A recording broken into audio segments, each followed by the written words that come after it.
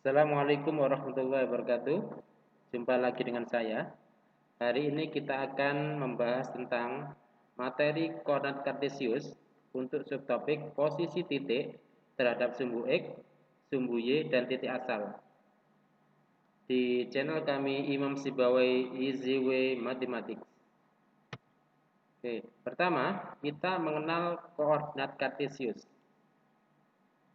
Oke, pernahkah membayangkan akan bertamu atau menemui seseorang hanya berbekal tahu nama daerah atau kampungnya saja? Apalagi dengan diburu waktu harus ketemunya. Misalkan dalam waktu 1 jam kita harus ketemu. Atau kita janjian sekarang, misalkan janjian jam 12, sekarang jam 11. Butuh 1 jam untuk ketemu, kan pasti susah ya. Karena kita hanya berbekal daerah atau kampungnya saja. Atau juga gini, misal juga dalam navigasi pesawat ya. Bagaimana susahnya mencari lokasi pendaratan atau bandara tanpa tahu koordinat pastinya. Karena bisa jadi saat di atas kita tidak tahu arah ya. Karena yang ada itu hanya angkasa saja.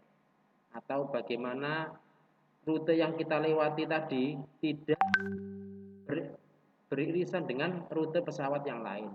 Karena kalau beririsan bisa jadi akan terjadi tabrakan. Contohnya seperti itu.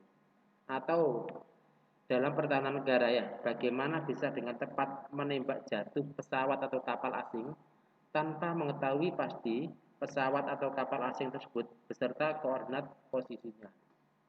Ya, karena ini biasanya dalam pertahanan negara itu misalkan kita menggunakan roket ya, roket peluru kendali dan seterusnya. Nah, tempat tujuan yang berbeda ya, memiliki posisi yang berbeda terhadap tempat awal atau titik tertentu, atau biasanya disebut dengan sistem koordinat. Ya.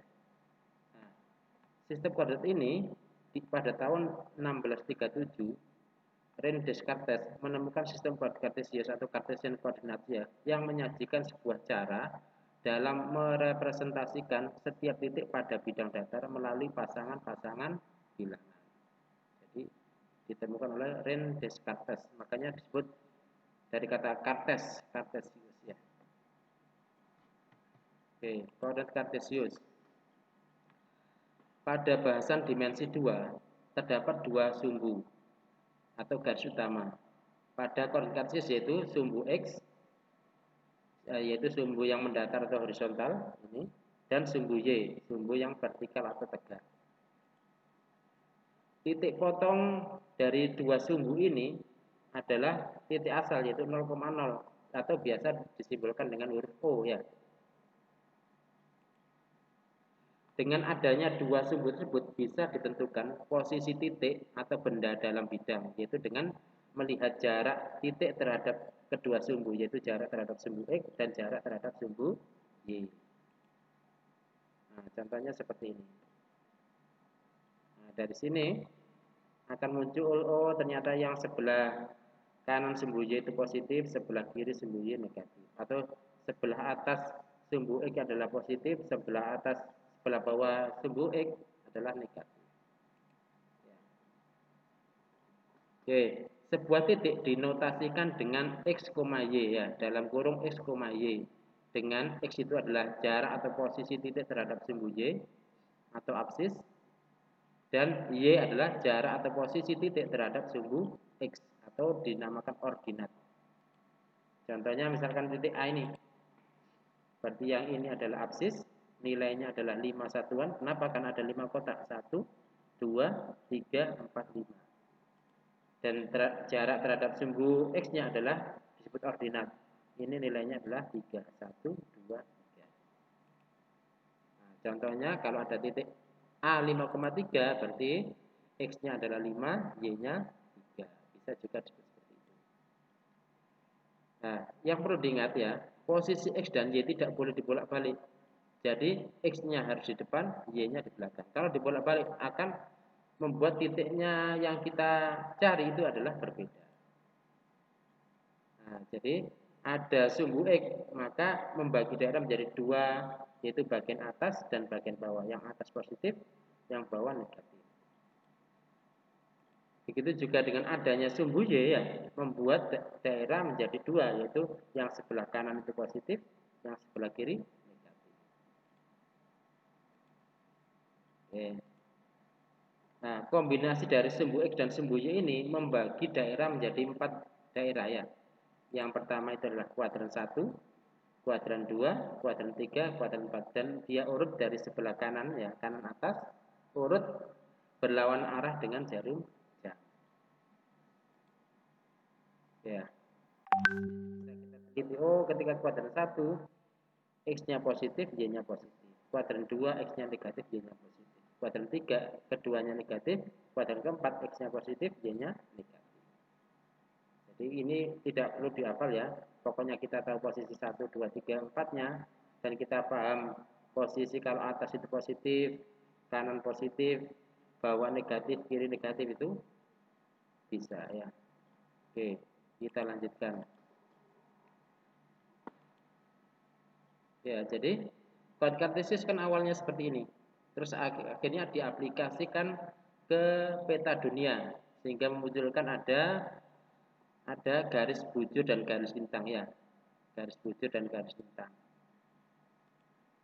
Dan bisa diaplikasikan ke dena ya, dena atau peta yang lebih kecil lagi seperti ini.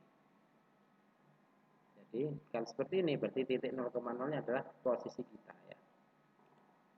Nah, jadi manfaat kode kartesius contohnya konsepnya digunakan dalam pembuatan dena atau peta ya, seperti di atas ini, atau digunakan dalam navigasi penerbangan agar pesawat melewati jalur koordinat yang aman, tidak bertabrakan.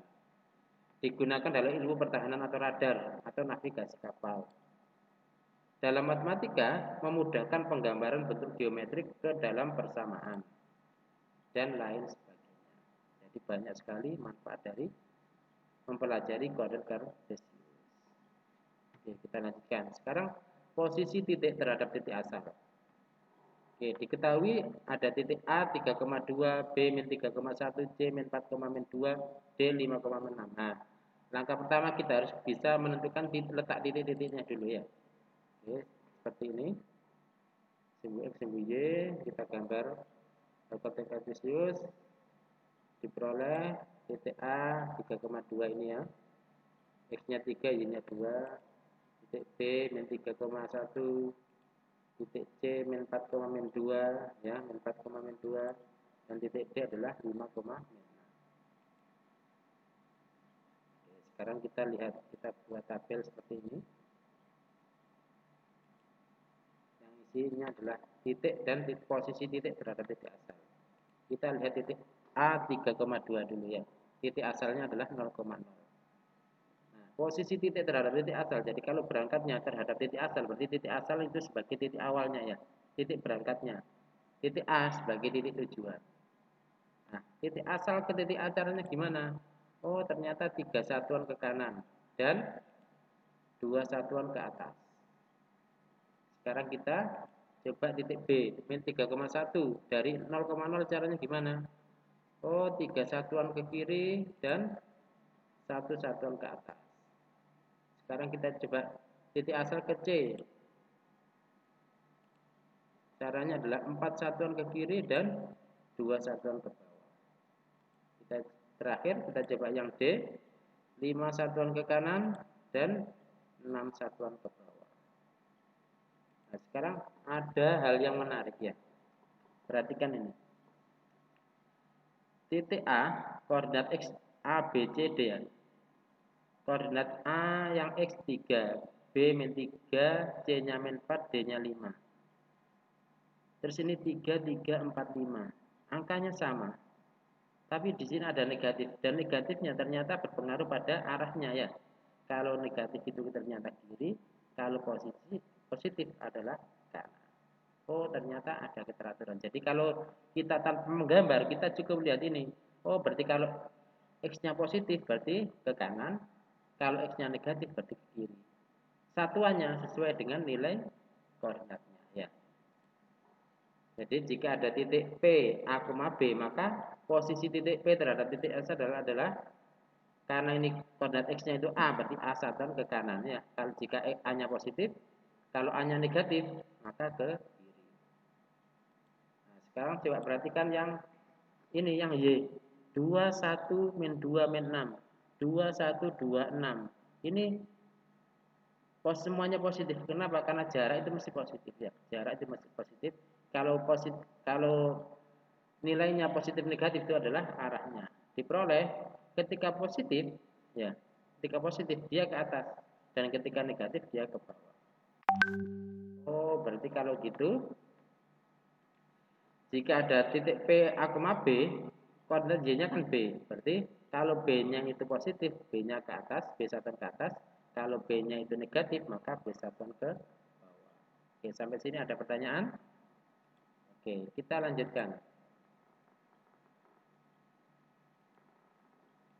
Sekarang posisi titik terhadap sumbu X atau sumbu Y. Kita lihat titik A dulu, 3,2. Jarak titik terhadap sumbu X, jarak titik A terhadap sumbu X berapa? Terhadap sumbu X ternyata jaraknya 2 satuan. Terhadap sumbu Y 3 satuan. 1, 2, 3. Titik B sekarang. Titik B jarak terhadap sumbu X adalah 1 satuan. Terhadap sumbu Y 3 satuan.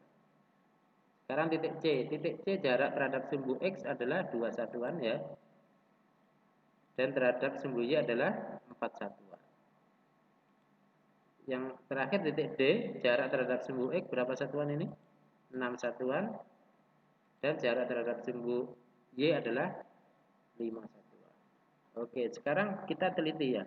Kalau tanpa menggambar, bisa enggak kita tahu jarak titik tersebut terhadap sumbu X atau sumbu Y? Ternyata ada keteraturan. Terhadap sumbu X nilainya kan 2126. Kita lihat di sini. Oh, ternyata ini ada 2126, cuma ini negatif. Ya.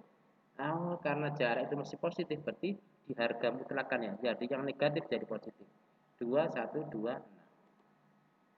Jadi jika ada titik R, C, D, maka jarak titik R terhadap sumbu X adalah, karena jarak terhadap sumbu X itu adalah pakai koordinat yang Y, berarti pakai koordinat yang D. Ya, Y-nya berarti harga mutlak ini harga mutlak ya. Harga mutlak D satuan. Dan jarak terhadap titik sumbu Y ya, ternyata terhadap sumbu Y itu pakai koordinatnya yang X.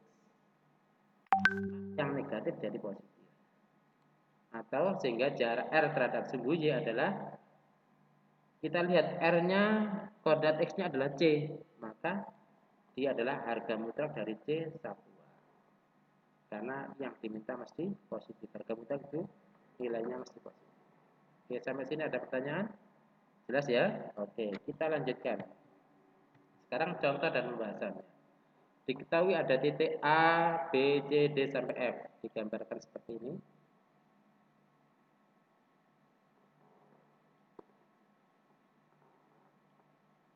Oke, titik A, B, C, D, E, dan F ya. Oke, pertanyaannya. Tentukan letak kuadran dari titik A, B, C, D, E, dan F. Jawab. Tadi kuadran itu kan, yang ini kuadran 1, 2, 3, dan 4 ya. Berarti A itu kuadran 1, B itu kuadran 2, C itu kuadran 3, dan D itu kuadran 4. Nah, sekarang bagaimana dengan titik E sama F? Kalau kita masukkan kuadrat, mesti akan rebutan antara kuadran 1 dengan kuadran 2. Atau titik F, rebutan antara kuadran 1 dengan kuadran 2, yang E kuadran 1 dengan kuadran 4 ya. Nah, karena terletak pada sumbu, maka E itu terletak pada sumbu X ya, terletak pada sumbu X. Dan F itu terletak pada sumbu Y, jadi tidak masuk dalam kuadrat. Sekarang soal yang kedua. Tentukan titik-titik yang berjarak sama terhadap sumbu X. Titik-titik yang berjarak sama terhadap sumbu X. Jadi kita acuannya sumbu X. Sumbu X terhadap titik-titiknya. Oke, cara menjawabnya adalah titik B dan C. B ke sumbu X 2 satuan. C ke sumbu X juga 2 satuan ya. Cuma ini ke bawah, ini ke atas, ini ke bawah. Nah, tidak masalah karena jarak itu diminta positif, maka jaraknya akan sama-sama 2 satuan ya terhadap sumbu X. Berarti ada lagi ternyata titik D dengan titik F. Kenapa? Karena sama-sama berjarak satu satuan. Jadi D sama F itu sama-sama berjarak satu satuan dengan sumbu X. Nah, Dari sini kalau kita teliti ya ada angka 2 sama min 2. Karena jarak terhadap sumbu X itu kita gunakan Y, maka kita lihat koordinat Y-nya atau koordinatnya ya. Dan kita hilangkan plus minusnya ya. Jadi sama-sama 2. Pasti dia memiliki jarak yang sama terhadap sumbu X. Begitu juga yang ini ya.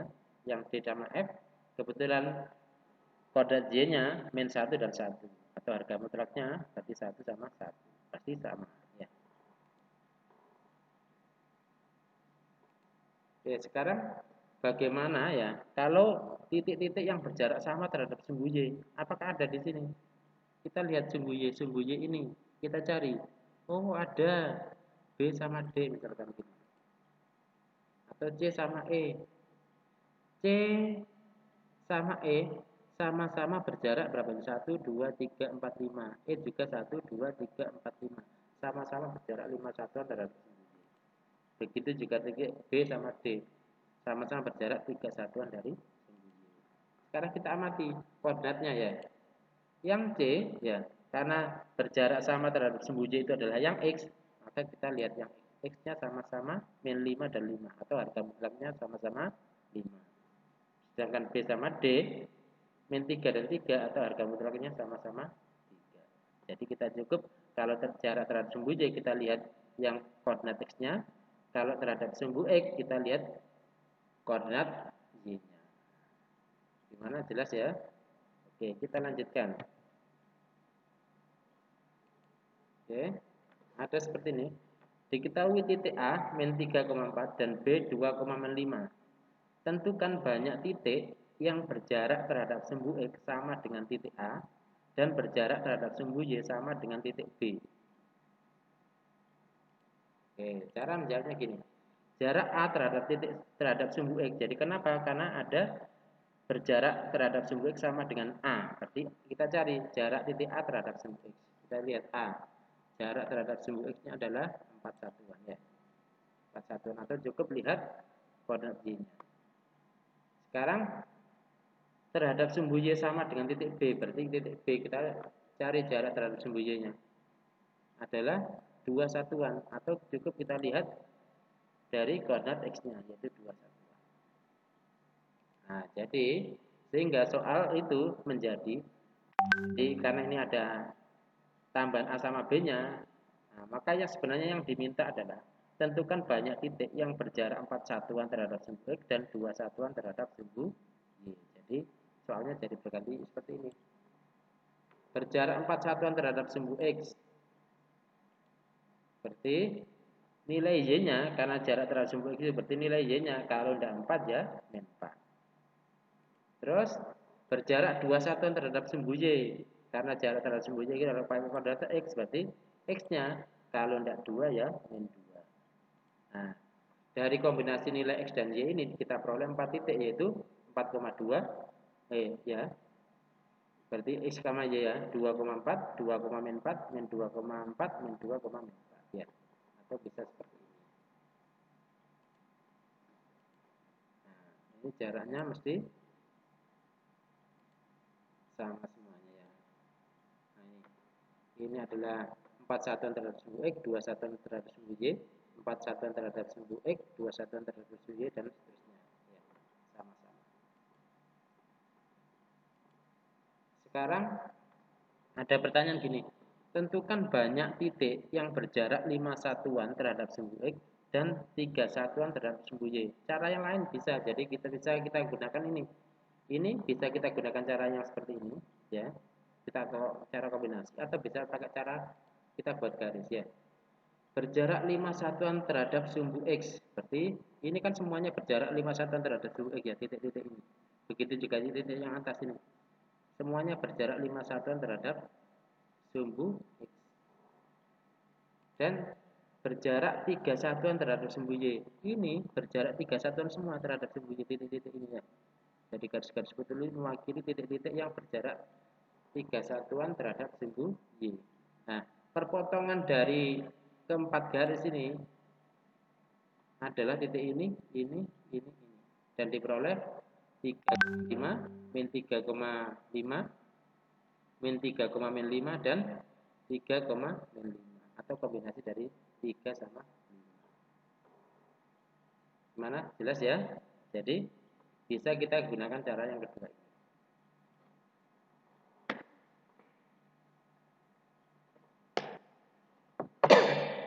Oke, kita lanjutkan. Diketahui titik ya, titik A, B, C, dan D.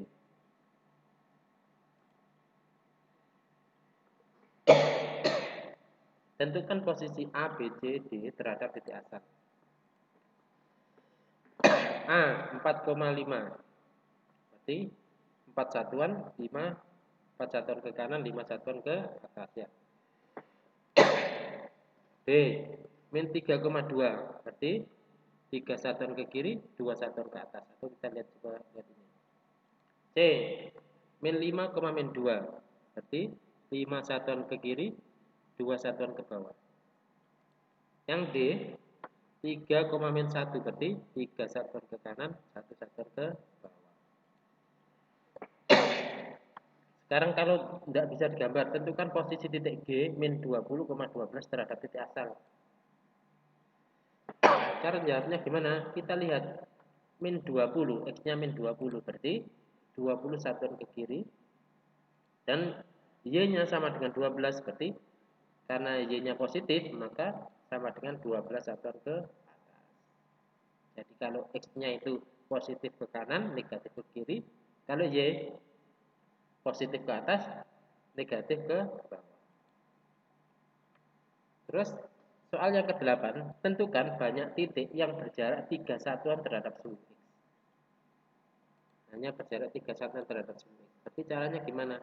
Oh, titik-titik ini, misalkan ini, semuanya berjarak terhadap sumbu X. Begitu juga yang di bawah. Berarti adanya berapa? Adanya tidak terhingga. Kenapa? Karena bisa titik ini, bisa titik di setengahnya, dan seterusnya. Ada tabungan dan dia bisa diteruskan sampai ke kodrat 1000 atau min 1000 ya, dan seterusnya. Sekarang nomor 9, tentukan banyak titik yang berjarak 4 satuan terhadap sumbu Y. 4 satuan terhadap sumbu Y. Berarti garisnya ini, semua titik-titik ini berjarak 4 satuan terhadap sumbu Y. Ya. Begitu juga dengan yang ini, juga berjarak 4 satuan terhadap sumbu Y. Karena titik-titiknya ini bisa diteruskan ke atas dan ke bawah, maka banyaknya tak berhingga atau disimbolkan seperti ini. Dan soal yang nomor 10 adalah tentukan titik yang posisinya terhadap titik asal adalah 8 satuan ke kanan dan 11 satuan ke bawah. Jadi 8 satuan ke kanan dan 11 satuan ke bawah. Pasti jawabannya 8 ke kanan, 11 ke bawah. 8 ke kanan itu adalah positif, bawah negatif. Berarti 8, min 11. Jadi titiknya adalah 8, min 11. Oke, itu dari saya. Jangan lupa untuk klik like, subscribe, dan tanda lonceng ya di channel kami Imam Sibawai agar tidak ketinggalan materi-materi selanjutnya. Itu dari saya. Saya akhiri. Wassalamualaikum warahmatullahi wabarakatuh.